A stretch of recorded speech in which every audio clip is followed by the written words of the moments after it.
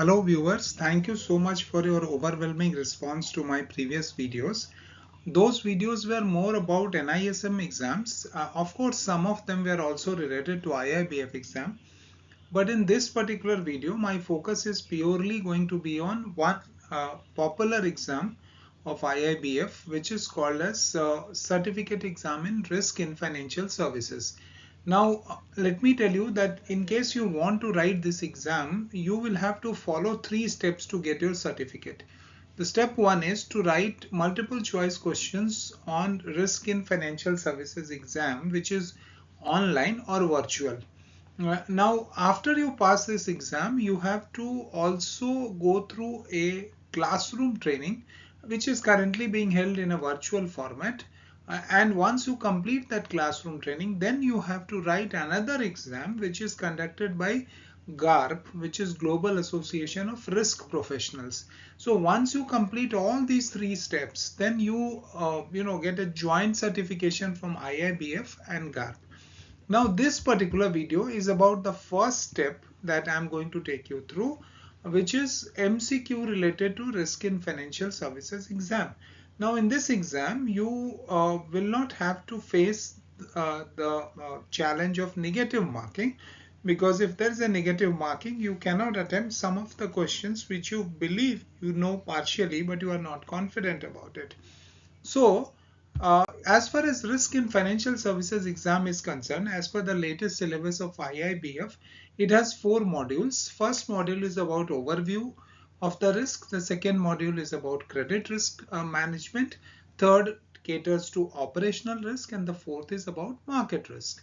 Having said that, let me tell you that in this particular video, I am going to take you through overview of risk, which is the first chapter related to this particular exam. I'm going to take you through 15 multiple choice questions which are based on the content, and I'm sure these questions, once you attempt them, will help you to prepare for exam. Having said that, let me now quickly move to the first quiz, which I will be working together with you, which means we will be solving it together. Okay, so a bank does not grant, and this is the question 1, a bank does not grant credit to a borrower whose credit bureau score is below a given level. Now, this is a decision taken by the bank that it will not be giving a credit facility to that kind of a borrower. So what is the bank doing? It's very obvious that the bank is avoiding the risk. Why the bank is avoiding the risk? Because the bank does not want to give credit to the borrower. It is not reducing the risk. Reducing the risk could mean that you have a risk which you are trying to mitigate. You have straight away taken a call that this borrower is not worth giving the credit facility.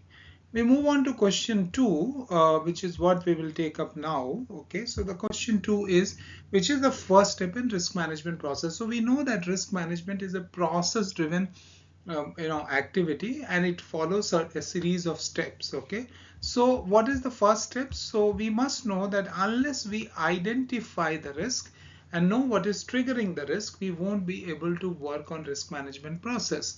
So it's very obvious that the first step in risk management process is to identify the risk.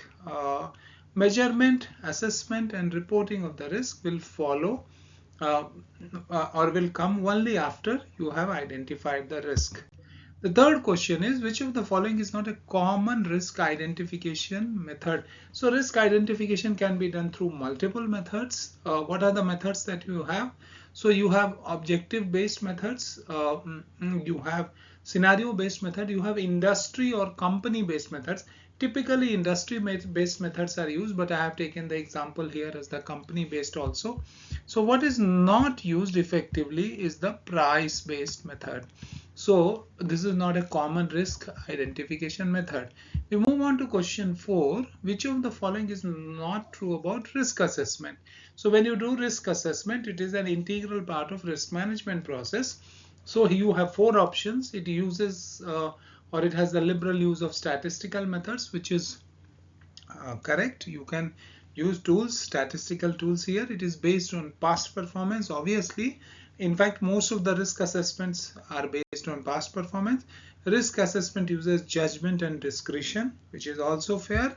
So what is not correct in this context is that risk assessment is purely a quantitative method. No, it's not a quantitative method alone. So what is the next step? The quiz 5.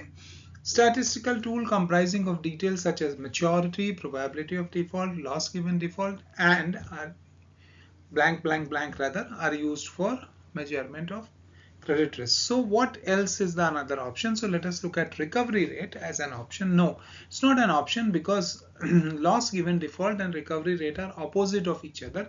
So if you know one of them, it's good enough. Capital adequacy is a capital to be kept for the risk taken. So that's also not a valid option.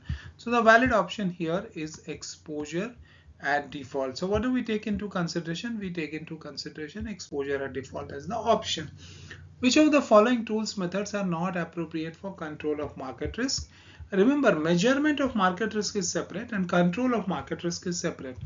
Is it stress testing as a measurement tool? A valid measurement tool? Yes. Valid control tool? Yes. Sensitivity test? Yes. Scenario analysis? Yes. But value at risk is not a control tool, it's a measurement tool. So this is the answer here. We move on to question 7. A purchase transaction is wrongly recorded as a sale transaction in the record of a bank. The statement describes a risk known as, which risk is it talking about? So you have done a wrong recording. It's an error. So it's an operational risk, and there is a transaction which has happened, which is about sale and purchase, which is related to security or some kind of an investment asset. Okay, so here the two risks would be operational and market.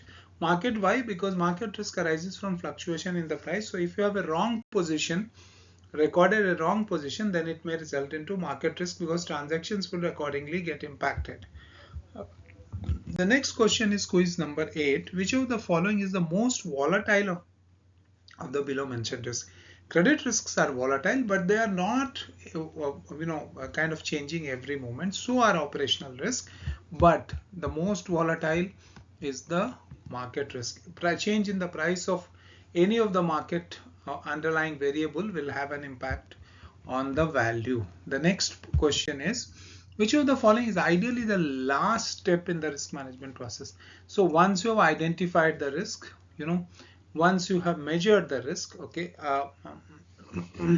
then ideally you, after monitoring the risk, you will take a series of steps to mitigate them. How to reduce the risk, how to avoid the risk, how to transfer the risk is your last step. So risk mitigation is the answer. Securitization of loans asset is an example of what? When you securitize your asset, remember there's another party which comes into play.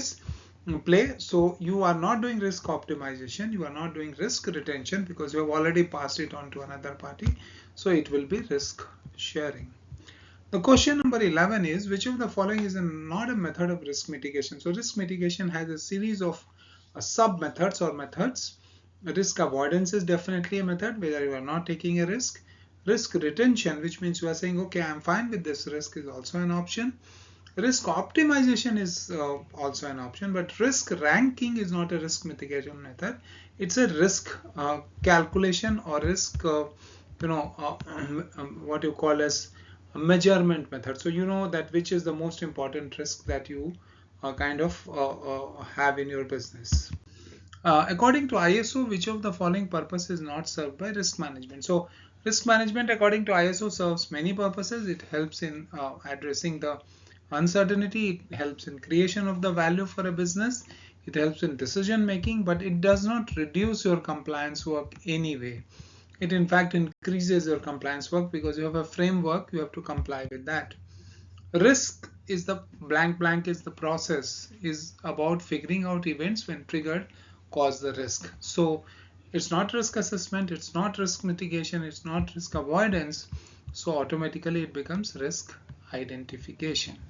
We move on to the next question. Which of the following risk is most difficult to identify or rather most difficult to quantify? I would like to put that word, okay, also here. So credit risk is easy to identify. Market risk is much more easier. Liquidity risk much easier, but operational risk, because of its very diverse nature, issues related to what would cause or what would trigger it is very difficult. So we will put operational risk as the most difficult to identify in terms of the trigger events. So that's very important that we must have in mind. Risk and uncertainty can be used interchangeably. Is the statement true or false? Which is our 15th question. The answer is it's a false statement. Risk and uncertainties are related with each other, but not very extensively. I hope all these questions have helped you to get some understanding about risk. If you need any help or assistance, please write to me at healthofmywealth@gmail.com. But do not forget to like this video and subscribe to my channel. Thank you for your time, and we will meet again shortly in another video.